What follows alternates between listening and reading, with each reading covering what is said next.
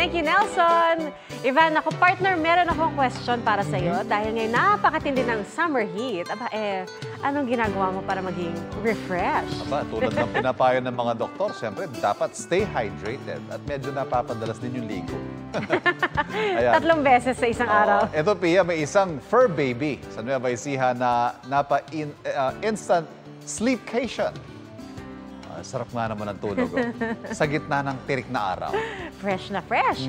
Pagkatapos ng walking session ni Max kasama ang fur mom na si Kay, on the way to dreamland si fur baby habang nasa batsa with, running water ha.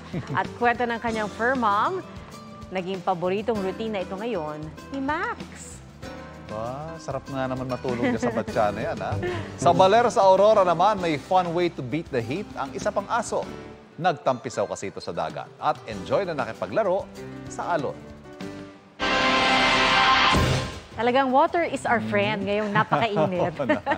Mga kapuso, patuloy na tumutok sa mga balita. Mag-subscribe sa GMA Integrated News sa YouTube. Sa mga kapuso abroad, samahan niyo kami sa GMA Pinoy TV at www.gmanews.tv.